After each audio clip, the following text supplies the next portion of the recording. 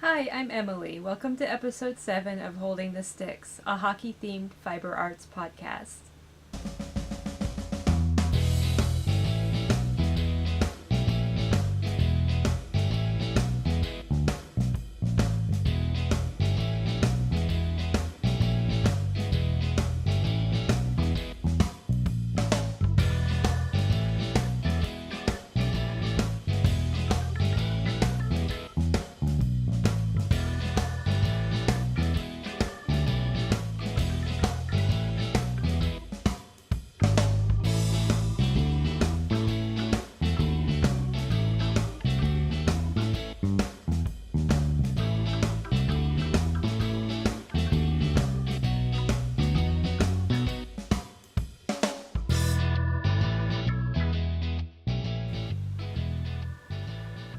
Hi everyone, welcome to my craft room here in the Blue Ridge Mountains of North Carolina.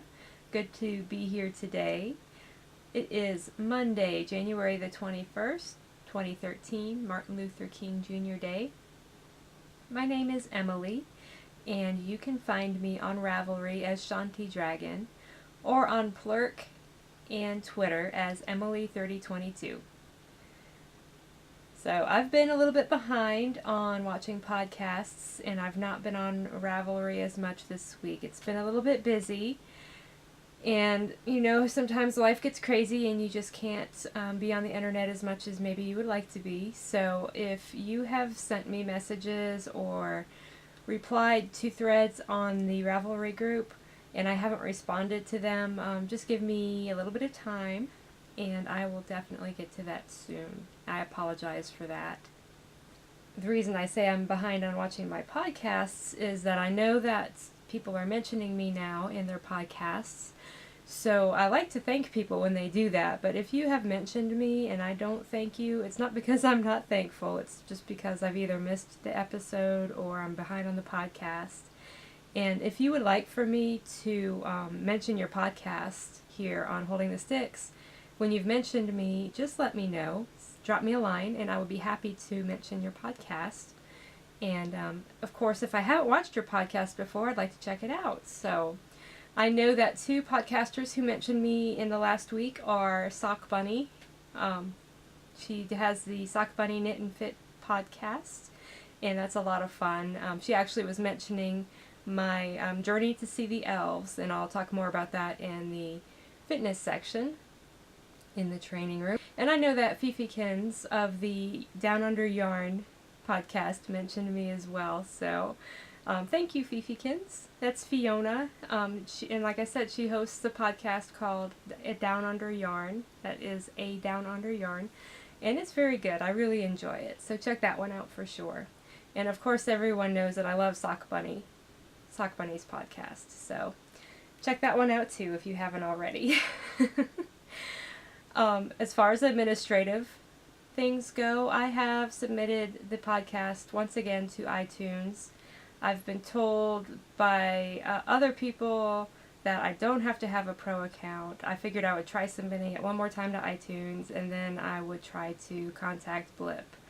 Like I said, things have been very busy this week. I didn't really have a lot of time to commit to trying to figure this out, so that's why it's still not showing up on the iTunes directory. However, I am told that you can manually add my feed, and people have successfully done that by, you can do it in iTunes. If you Google how to add a podcast to iTunes, it will tell you step by step how to do that.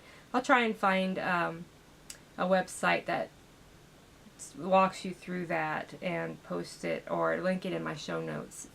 The RSS feed for my podcast is at http://blip.tv/holding the sticks, all one word, /RSS/iTunes.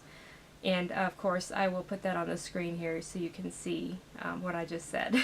So I know that somebody has been able to add that on Downcast. I think it was Fifikins told me she was able to add that on her Downcast app on her phone and that it would download automatically for her. So until I get that worked out with iTunes and figure out how to get that on their directory to where it will be searchable, then that's one way, if you prefer to watch me on iTunes, that you can do it. So let's get right on into the show. Actually, before we get started, I did want to mention that I'm wearing my my February lady sweater today. And let me stand up and show you a little bit. I know this isn't the best view, but there are pictures on my project page on Ravelry as well. I knitted this a couple of years ago. I used Peyton's Classic Wool. I like that yarn a lot, and I think it was in the mixed gray heather. That was something like that. And it's great because this is a sweater I knitted when I was larger, and it still looks good on me now that I've lost weight, so I'm really happy about that. Most of my sweaters that I knit before are starting to look a little saggy baggy on me, so I'm glad at least one of them still fits. And the other thing I wanted to mention before I get into the first period is my candle is lit today. I'm sure some of you maybe noticed that. It's tiny back there on the camera, so maybe you didn't. But my candle is lit today for two friends of mine who lost family members this week. And it's nobody in the knitting community, but I did want to acknowledge Rob, who lost his grandma, and Denise, who lost her father this week. And just wanted them to know that I'm thinking about them and I'm keeping them in my prayers. So with that, for real this time, let's go on and get into the first period.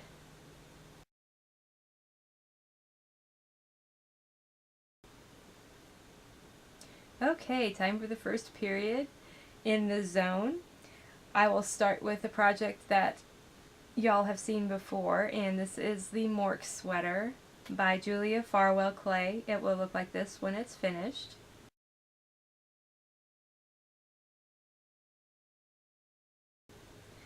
And I'm using Barocco Ultra Alpaca. It's a worsted weight yarn, 50% wool and 50% alpaca, and using a US size 6 or 4mm needle.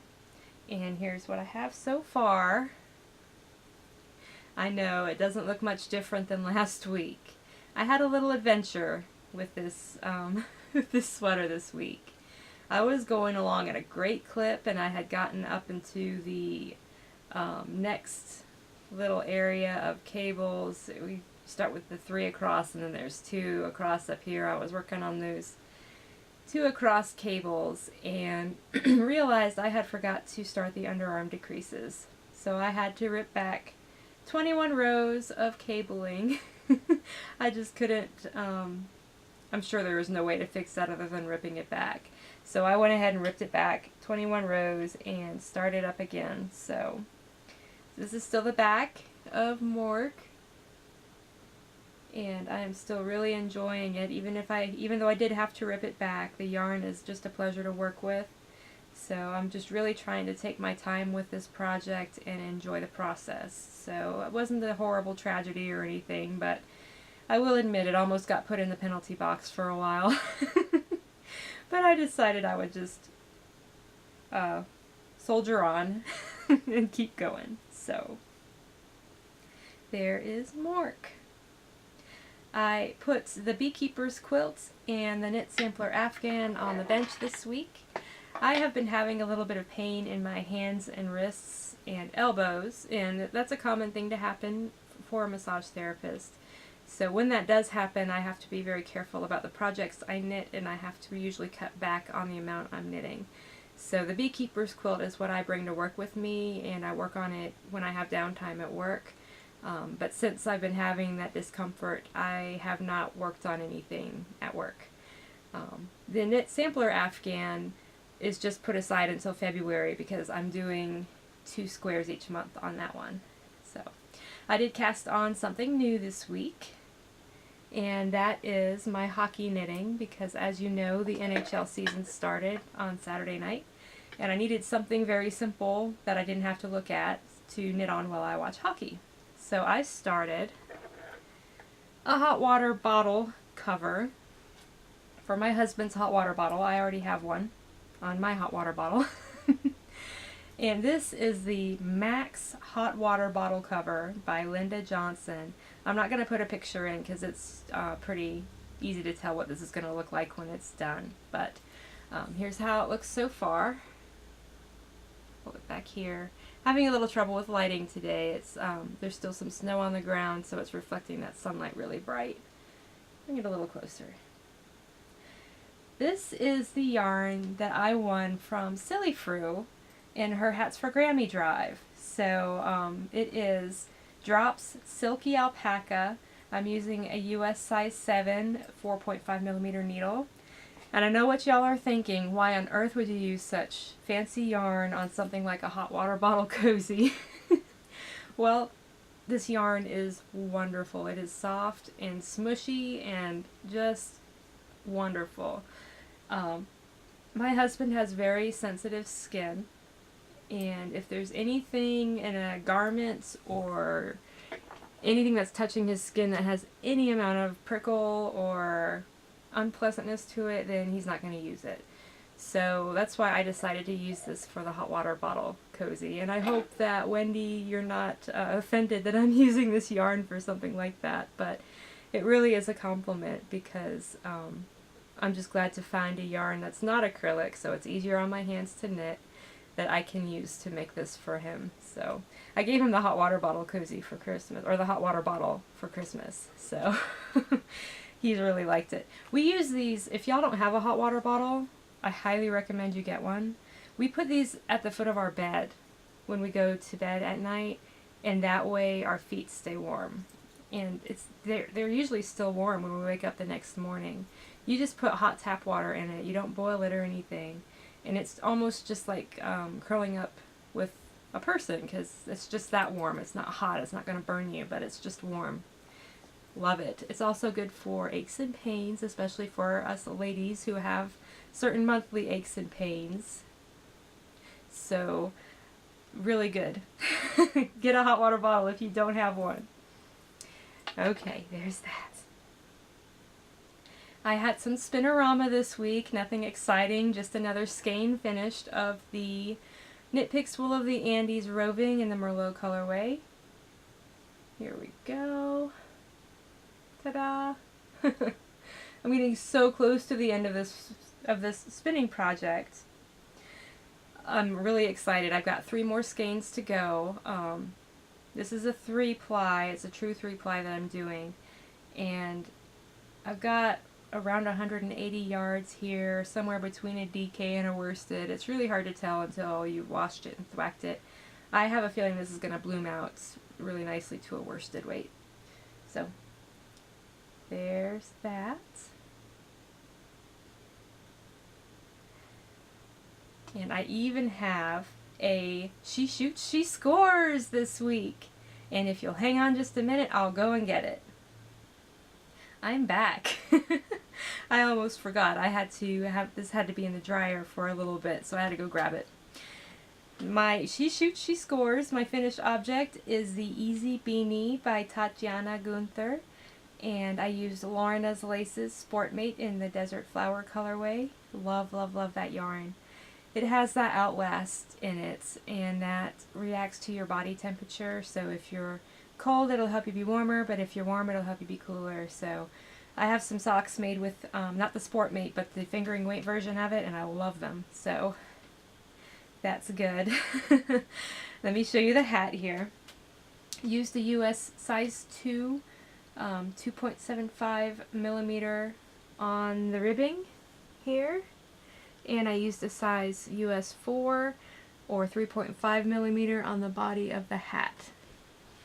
Here we go. I hope that you can see. Show the other side in case the lighting is a little better. I think it is a little better over here. Now I know I'm not going to win any beauty contests wearing this hat. In fact, when I wear it to run, it will likely be down on my head more like this to keep me warmer. But I actually love the way it feels. I love the colors. And I think it's relatively cute. So I'm pretty happy with it. And that is it for all of my works in progress. Alright, I had to close the window shade a little bit because I think the light was just a little bit blinding coming from that direction. So hopefully that helps, and hopefully the lighting is still okay. I have an in the equipment room segment today. I'm having trouble speaking as well. So I know I said I wouldn't have the equipment room very often. This is where I will show you yarn that I've purchased, books, needles, equipment, any kind of knitting, spinning, if I ever get into weaving, anything like that, any of the equipment that I use or materials that I use, I will show in this segment. So what happened this week, if you follow me on Plurk, you may have already read this. My local yarn shop and bookshop, it's a combined store, it's a bookshop and a yarn shop, recently posted on their Facebook page that they were under new management, and that just came out of the blue. And it turns out that their old manager had been embezzling money. To make a long story short, the store is scrambling to get back on top of things, and if the community doesn't rally around them right now, it's likely they're not going to make it and they're going to go out of business. Now, my local yarn store and bookshop is right across the street from where I work, and I don't want them to go away. So I took the money that I was going to use to go to a checkers game on Sunday, and I've spent it on yarn. So that is why there is an equipment room segment today. So I feel like that was worth it to me. I really missed the game, but I got some beautiful yarn and a really cool book, so I can't really complain, can I? And I hope to go back over the next couple of weeks and spend a little more money there to help them get back on their feet. It sounds like the community is rallying around them, and I think they're going to make it, so that's really good. Anyway, let's get into the goodies, shall we? I got some Ice Yarns Tweed DK. I bought about 4 skeins in this color, and there's no colorway or number or anything on these skeins. But this is a green, like a pale, not really pale green, more like an olive green with the little tweedy bits in it. It's a DK weight, 30% wool, 60% acrylic, 10% viscose. I bought this because I really have been wanting to knit a really kind of a knock-around sweater, something I can just throw on and wear. I don't know that I've ever worn. I have a pink acrylic wool blend store-bought sweater that I use for this right now, but it is looking really rough. It is bedraggled and pilling, but it's so warm and comfortable, so I wear it around the house a lot. I want to knit a new sweater, and I may try and reverse engineer that sweater, or I may look for a different sweater, preferably a cardigan, because they're easier to take on and off, and my temperature tends to go up and down during the day, so I like cardigans more than pullovers typically. So I bought this color, about 4 skeins of that. I may go back for more, so I have a full sweater quantity. And then I bought 7 skeins of this purple. I love purple. It may not be the best choice of colors to go next to my skin. I don't think it's the worst one I could choose or anything, but I know gray is not the best either. But I just love purple, and it makes me happy to wear it, so I bought this purple yarn.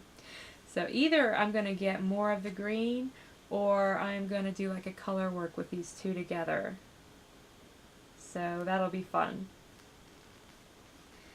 So that's the yarn that I purchased. I also purchased a book, and I've been wanting to crochet more, and I know y'all haven't seen me do that yet, but hopefully I will be soon. I've been so wrapped up in knitting Mork and everything that I've got a beanie that I'd like to cast on soon. But anyway, I bought this book, and they had it marked half price, so that's even better. This is called Crochet Me, Designs to Fuel the Crochet Revolution by Kim Worker. And this was put out by Interweave Press in 2007, I believe it was. So I wanted to first show you the 2 sweaters that I will almost definitely knit from this book. The first one is the cover sweater. And I really hope you can see the detail on that. It's really cool. If not, when I view the video of this, if it's unclear, I will work on seeing if somebody will allow me to use their photo in next week's episode, so I can show you a better shot of that. So definitely gonna knit that one. You know, and I may use that tweed yarn. I'm not sure how that's gonna look in a tweed, but we'll decide that later. And the other one in here that I definitely want to, did I just say I was gonna knit that sweater? I'm gonna crochet it. The other one that I definitely want to make is this one. It's called the Comfy Cardi by Robin Chachula. It's a fun name to say. And you can kind of see it's kind of a shrug, bolero-ish kind of a thing. I know that's probably blurry. Really cute though. I love the color of that too. That first sweater was called the Victorian Shrug and Wrap, and the pattern for that also includes directions to make this as well, which I don't know. That would look cute on some people. I don't know that it would look very good on me. We'll just leave it at that. That one is also by Robin Chachula. So those are the two in the book that made me say, okay, I'm going to buy this.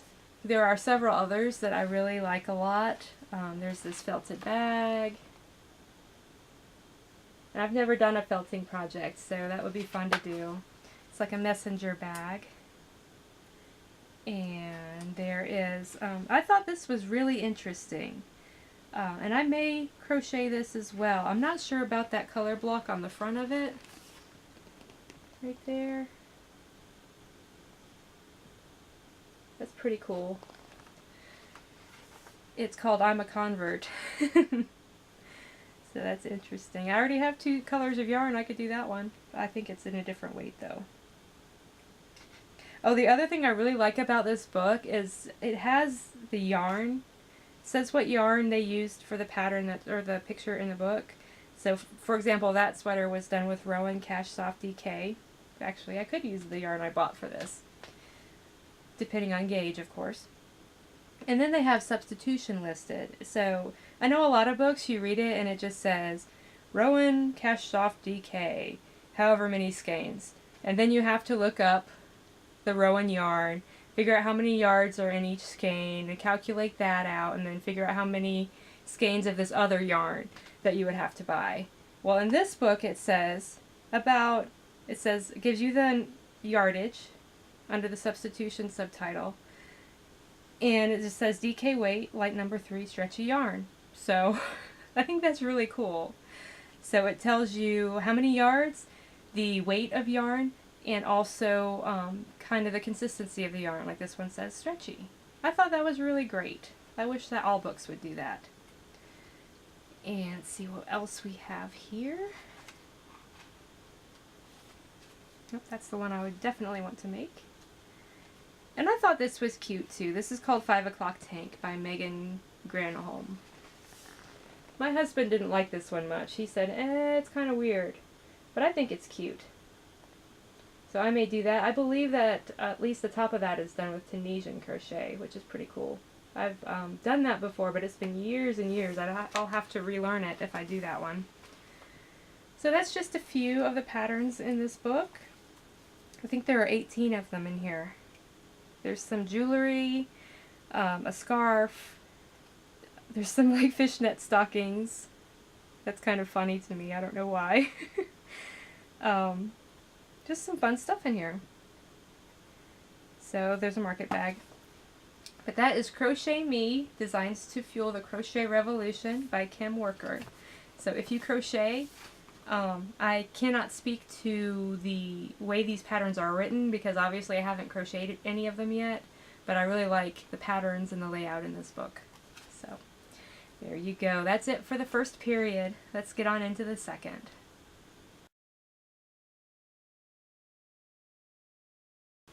Welcome back to the second period, and we are in the training room. It's been a rough fitness week for me again. The weather's been kind of crazy, actually. First we had torrential rains, and then we had about 5 inches of snow, and bottom line is I didn't need to be out running on the roads because one little slick spot and I'm done. We don't need that. So I have been on the bike most nights this week. Probably went about 6 miles. 6 miles. I didn't check before I sat down to record. So all I know is I did at least half an hour at least 5 days last week. So that's good. That's keeping within my goal. So, you know, I don't like that bike, but I keep doing it. I also actually was able to take a walk at one point, so that was good. And I guess that would be my tip for this week is when you're bored, try and mix it up. I'm about to break out my old workout DVDs and videos to just give myself something different to do. The bike isn't terrible, you know, I've said before that I read books and stuff while I'm on it, but, you know, it's so much more pleasant when you're actually enjoying the workout. So... So hopefully, it looks like we're going to have an extremely cold week this week, so it's probably going to be more bike or DVDs, but I will keep you updated on that. I've been continuing with AowenChallenge.net and have made it out of Hobbiton, and I'm almost getting toward the end of the first day, and when I finish that first day, which is 18 miles, I will buy myself new pajamas, and I'll show them here on the podcast. When I buy them, they won't be they'll be fun pajamas. So alright, for the self-care segment in the training room today, I wanted to show you a tool that I like to use when my hands and arms are aching. This happens to a lot of knitters and crocheters and spinners just because we get so into our crafting that we forget to take breaks and stretch and things like that. And when you start to feel pain in your hands and arms, it's good to go and get a massage if you can, but this is a tool that I use to do what they call self-massage, massaging myself. So I'm going to show them to you really quick, and then I'm going to pause the video and adjust the angle so I can kind of show you a little bit about how I use these. This is called an Omni Massage Roller. It's right here. This one, you can see a little condensation on here because this one's been in the freezer.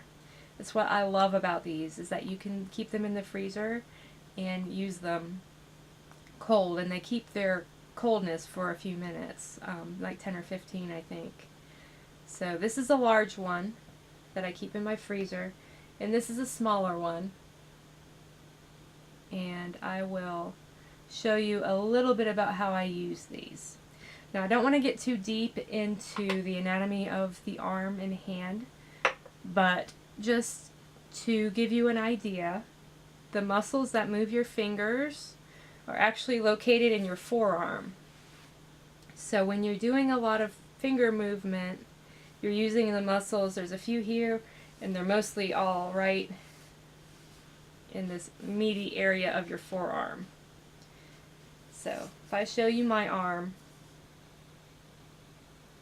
okay, hopefully you can see this. I've got my arm resting on my husband's hot water bottle. That's nice.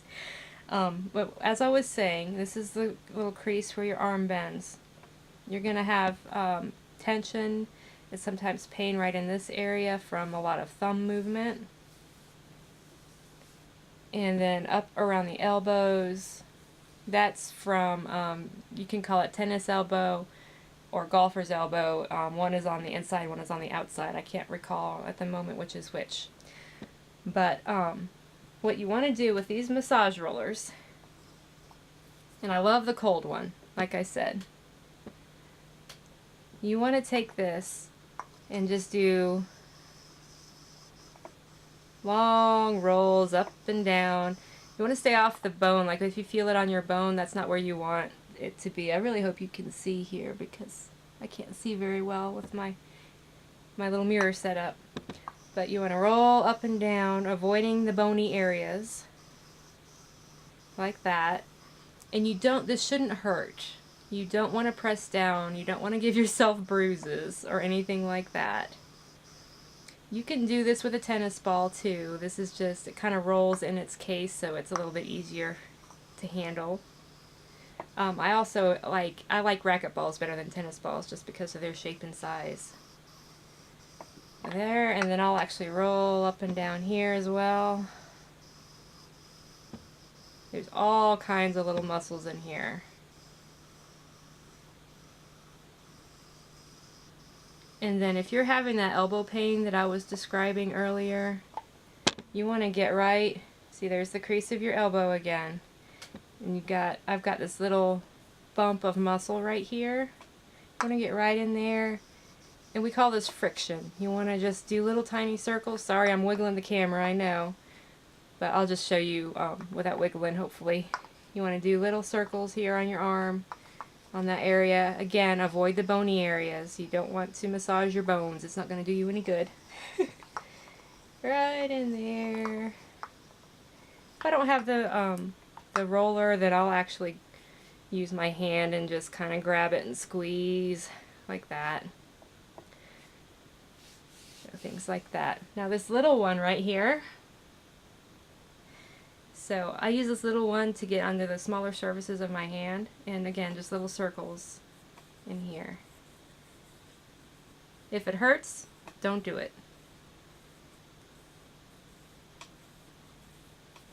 But that just helps me when I'm having a hard time with stiffness in my hands or pain. With me, I like to focus a lot right on that part of the, I've heard it called like a chicken leg. This part of the thumb right here. It's called the thenar eminence if you want to know the technical term for it.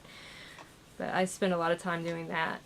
You can do a little bit on this side too, but it's a little bonier on that side, so it's harder to get where you want it. So you can buy these at Amazon.com. I went and checked and I did see them on Amazon. I bought mine at Massage Warehouse. They're showing up around $20 for the big one at Amazon.com. I know I didn't pay that much at MassageWarehouse.com. I don't remember how much I did pay because I bought these right when I graduated massage school 5.5 years ago, so I have no idea. But highly recommend this particular tool if you're experiencing hand and arm pain. So you can also kind of use it on your shoulders, right in here. You know, that area where you carry a lot of tension. It's great. You can use it anywhere you can reach. You can use it. So, like I said though, if it hurts, don't do it. You don't need a whole lot of pressure. You're just trying to tenderize things a little bit. A lot of people want to get all deep in there and wind up bruising themselves or hurting themselves. So you don't want that. That is it for the training room. Let's get right on into the third period and some hockey talk.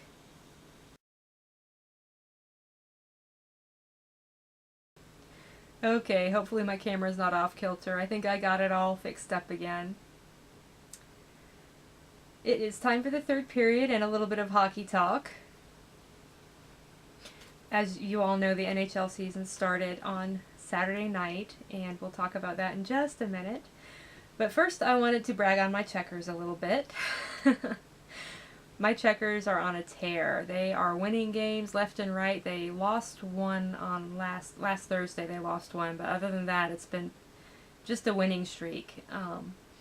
We got a new guy on the team, Luke Pither. Came up on Wednesday night and has already scored 3 goals and had 1 assist for the Checkers. So I think we did very good in acquiring him. And a little bit of a surprise here, Mikhail Jordan, one of our defensemen, has also scored 3 goals in the last 3 games. It's not unheard of for defensemen to go on the scoring streak like that, but Mikhail Jordan is not typically one of those guys. So I'm super happy for him. He's a pretty cool fella. The funniest thing about that was when he scored on Thursday night, the first 2 of those 3 goals.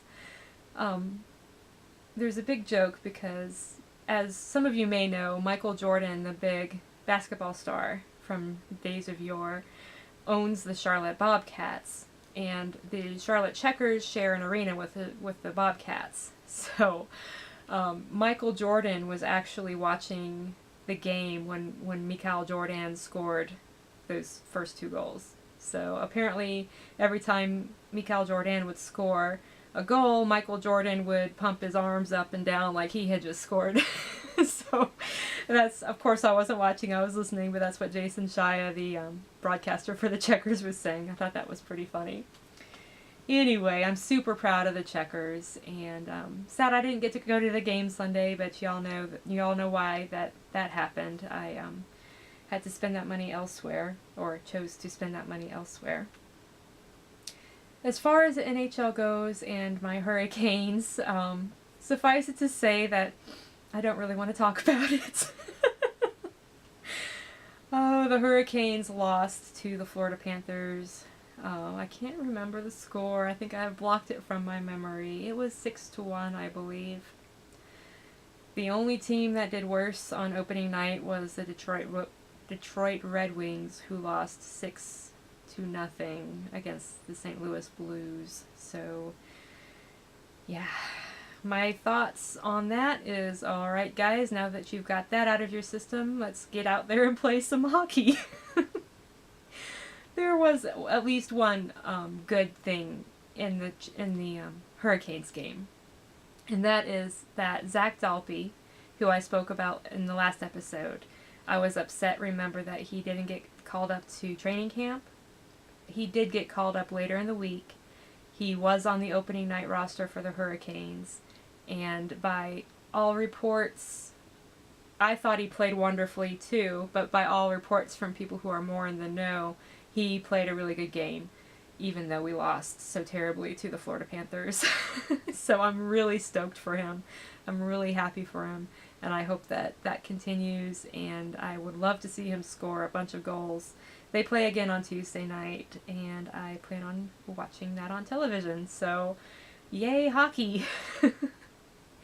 That is it for the hockey talk for today, but I do have a Hockey 101 segment, and this is the segment I'm going to call, "These are the people at the hockey game, at the hockey game, at the hockey game." Now that's going to be stuck in your head all day, I'm sorry. I gave you an earworm. I'm going to tell y'all about the on-ice officials, basically the people that you're going to see either working with the team, with the players during the game, or the people officiating the game. So that is what this segment is going to be about for Hockey 101. So these are the people that you're going to see on the ice or on the bench in a hockey game. Obviously you're going to see the players. We've already talked about those guys. You're going to see coaches and assistant coaches standing up behind the players, behind the bench. And pretty obviously, I'm sure you know what coaches and assistant coaches do. They kind of orchestrate the team and teach them and tell the guys who's going to be out on the ice next, that sort of thing. You'll also see the trainers standing up with the coaches. Usually each team will have one trainer on the bench during a game. And of course I'm generalizing, and this is mostly NHL or AHL level hockey that I'm speaking of here. So each team will usually have one trainer. The trainer is not just the person who does the physical training of the team, he is also the person who does the any kind of medical work that needs to be done during a game. Somebody gets hit in the face with a puck, the trainer will stop the bleeding and get them whatever other attention that they need. The trainer, I believe I've seen a trainer do stitches right there on the bench before. That may have been, they may have called a doctor from behind the scenes to do that. In fact, they probably did. I'm not really clear on what a trainer can and can't do. I know they are basically trained in emergency medicine, first aid, EMT type of stuff, I believe. So when things go wrong on the ice, those are the guys you see running out to help fallen players. And I actually know the names of those guys for most of the teams that I follow, because being a massage therapist, that's like the closest profession involved in the teams to what I do. So a lot of trainers actually are also massage therapists. So there you go. You will see often an equipment manager. He's not usually on the bench, but he's usually right nearby. If somebody has an equipment problem, their skates aren't feeling right, their laces break, their stick breaks, their pads are having problems, anything like that, the equipment guy is going to help them with. One of the reasons it's good to know who these guys are, especially the trainers and the equipment managers, is that it's good to know when you see a player leaving the ice with somebody else. If you see him leaving with the trainer, then you know he's probably hurt. If you see him leaving with the equipment guy, then you know that he just has an equipment issue and will probably be back out on the ice shortly. So that's always a good thing to know, in my opinion. Of course, I like to know every little thing that's going on in a game if I can, so I'm fascinated by the whole thing. You will also see, for something completely different, you will probably see what they call ice girls out on the ice. These ladies are typically part of the cheerleading squad for the hockey team. They will go out and help keep the ice clean, like around the benches and around the crease.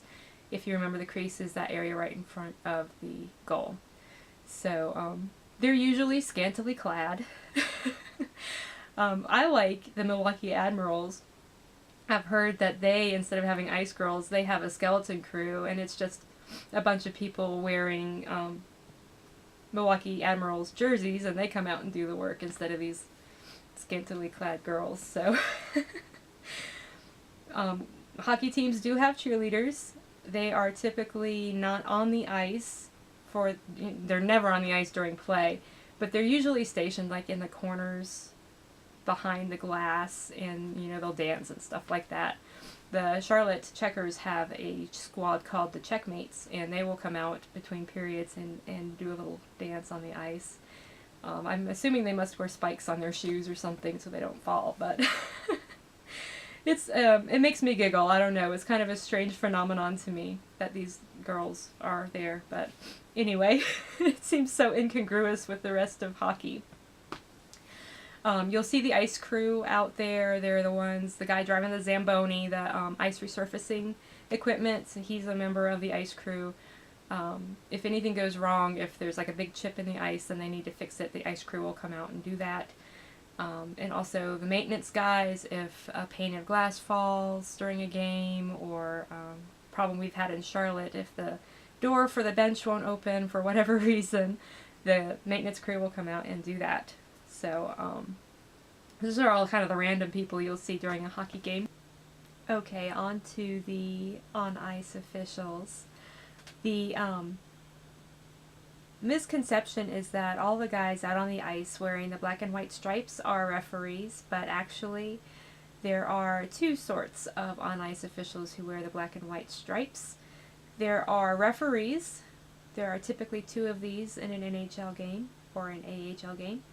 And there are linesmen, and there are two of those as well for those two leagues. There are different configurations of officials for different leagues, so I'm, again, just focusing on the NHL for the most part, or the AHL. The referees are the ones wearing the armbands. They're usually orange or red armbands, and they are sort of the supervisors of the game. They assess penalties, and they also conduct the opening face-offs for each period, and the ones following each goal as well. So basically the face-offs at center ice are the ones that the referees conduct. The linesmen are, they're there to watch violations involving the center line and the blue lines, like icing and offsides. I'm going to talk more about those terms next week, icing and offsides, along with some other things. They conduct the face-offs that happen after icing or offsides happens. So, and they also are the ones that, and the referees will help with this too. When there's a fight or a scuffle or some pushing and shoving going on the ice, they will break that up. So, the referees, well, the linesmen, typically there's one on each half of the ice. as far as, I should have brought my little hockey chart over again for the rink. There's one on one side of the red line and one on the other side of the red line. The referees will have one stationed at the red line in the middle and one stationed around the goal line at the end of the ice. And then when play moves from one side of the ice to the other, the one at center ice will go over to the goal line, and one that was at the goal line will come to center ice. So they kind of do this motion so they can keep an eye on everything. So those are your on-ice officials. I may talk a little bit next time about the off-ice officials. You're not going to really see them, so it's not really something you need to know about so much. Timekeepers and goal judges and people like that. So they wear suits and they're not on the ice. They are not visible to the average fan. So that is it for Hockey 101 today. Let's get into some post-game chatter.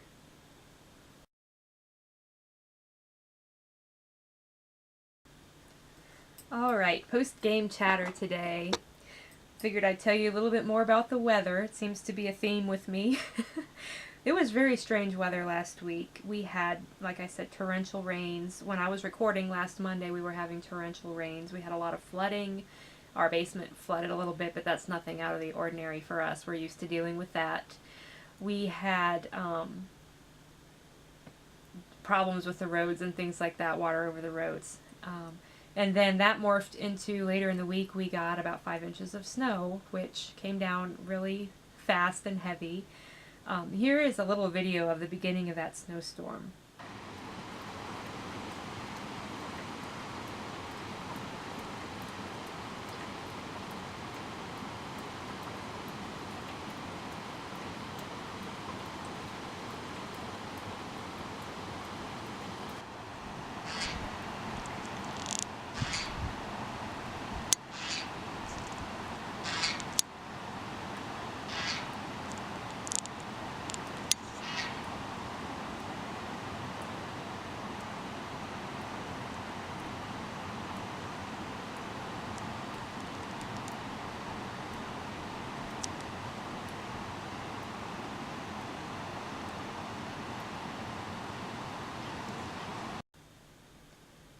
So you can see the high water in the culvert and then the big fat snowflakes falling on top of that.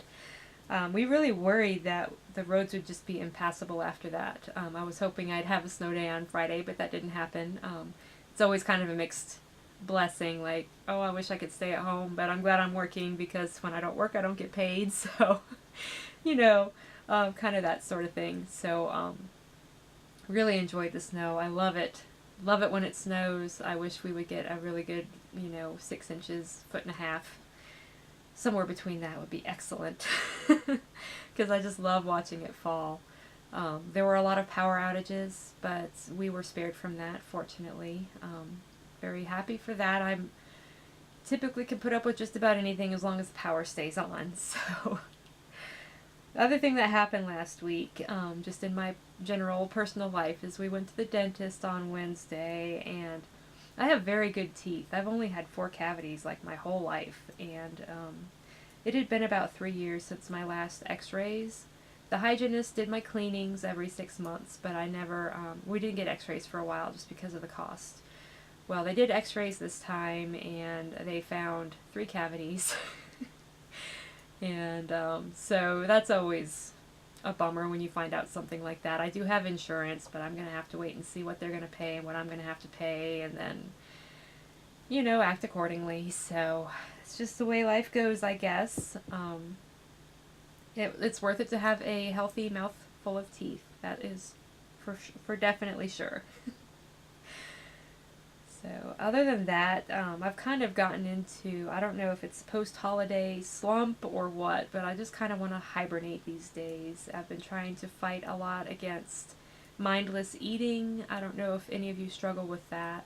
I just want to sit on my chair and read and eat potato chips. So, of course, my number one defense against eating potato chips and such is not to have any in the house.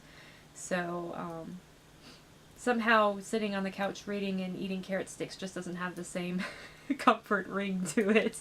But that's pretty much my only option at this point because that's all I have as far as snack foods go. Well, I guess that is about it for today. It's been fun recording today. I am in the market for a new camera. If anybody has any suggestions, I'm looking in about the $100 range for a camcorder. I've been having some issues with this one.